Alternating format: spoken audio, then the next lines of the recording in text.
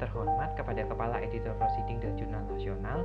Perkenalkan, nama saya Aldi Santoso dari jurusan Akuntansi Universitas Jember. Pada kesempatan kali ini, saya ingin menjelaskan penelitian saya yang berjudul penerapan RGIC sebagai indikator tingkat kesehatan di Bank BRI Agroniaga tahun 2018 hingga 2020. Alasan dilakukan penelitian ini dikarenakan adanya COVID-19 yang terjadi pada tahun 2020 yang mengakibatkan perekonomian Indonesia itu turun sebesar negatif 5,32%, yang juga mengakibatkan sektor perbankan menjadi terganggu kinerjanya.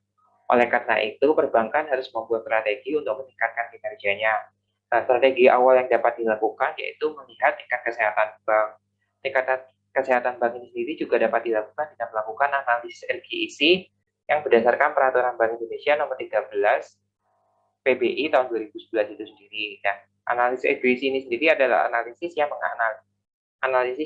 membahas mengenai profil risiko perusahaan, tata kelola perusahaan, laba yang diperoleh perusahaan, dan modal yang dimiliki oleh perusahaan itu sendiri. Sehingga objek penelitian yang digunakan oleh peneliti ini sendiri adalah BRI Agroniaga, yang merupakan hasil merger dari Bank Agroniaga yang dimiliki oleh Perpum dan BRI Indonesia itu sendiri yang terjadi pada tahun 2011, dan merupakan bank yang memiliki inovasi berupa digital learning yang digunakan selama pandemi. Yang selanjutnya yaitu metode penelitian. Metode penelitian yang digunakan itu sendiri dilakukan dengan deskriptif kuantitatif. Deskriptif kuantitatif sendiri adalah penelitian yang menjelaskan mengenai data statistik yang dimana nantinya outputnya berupa tabel perbandingan dari data analisis RGIC itu sendiri. Dan populasi yang digunakan dalam penelitian ini sendiri adalah industri perbankan yang terdaftar di BI. Sedangkan sampel yang digunakan adalah BRI Agroniaga dari tahun 2018 hingga 2020. Dan data penelitian yang digunakan adalah laporan tahunan BRI Agroniaga tahun 2018 hingga 2020. Yang selanjutnya yaitu pembahasan mengenai risiko profil dari BRI Agroniaga sendiri. Dari tahun 2018 hingga 2020, risiko kredit yang dimiliki oleh Bank Indonesia ini sendiri dapat dikatakan sangat sehat. Analisis ini sendiri dilihat dari analisis NPL atau Net Performing Loans. Nah, analisis tersebut dilihat dari NPL kotor itu sendiri yang dikelola oleh bank itu, sehingga dapat diperoleh hasil penelitian bahwa kredit yang dimiliki bank ini sendiri tidak berjalan dengan baik dari tahun 2018 hingga 2019 karena melakukan ekspansi kredit sebesar 23,58%. Namun di 2020, bank mampu mengelola perbankannya dengan baik sehingga NPL mengalami penurunan. Sehingga seperti yang dikatakan di awal, tingkat kesehatan bank ini sangat baik karena dapat mengelola kreditnya dengan baik. Yang selanjutnya, risiko profil di risiko likuiditas.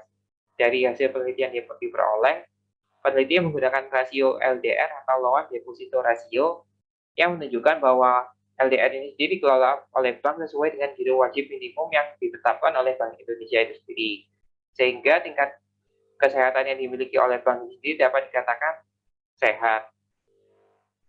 Yang selanjutnya yaitu analisis tata kelola perusahaan, yaitu atau yang sering disebut Good Corporate Governance yang terjadi pada tahun 2018 hingga 2020 yang menghasilkan nilai komposit atau nilai tata kelola perusahaannya itu tidak sebesar kurang dari 5, yaitu dapat dikatakan dengan baik. Hal ini dikarenakan tata kelola perusahaan yang diterapkan oleh BRI Agroniaga ini sendiri diawasi oleh OJK itu sendiri, sehingga tata kelola perusahaan yang dilakukan oleh BRI Agroniaga ini sendiri melakukan inovasi dari tahun 2018 hingga 2020 sesuai dengan peraturan OJK itu sendiri, sehingga pada tahun 2020 bank menerapkan Corporate Governance Perception Index dan diperoleh nilai sebesar 83,27%, sehingga bank mampu mengelola tata kelola perusahaannya dengan baik.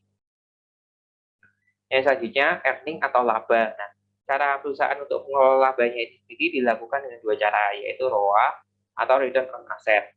Nah, Return on Asset ini sendiri menunjukkan bahwa bank mengalami penurunan. Hal ini dikarenakan adanya penurunan laba bersih sebelum pajak.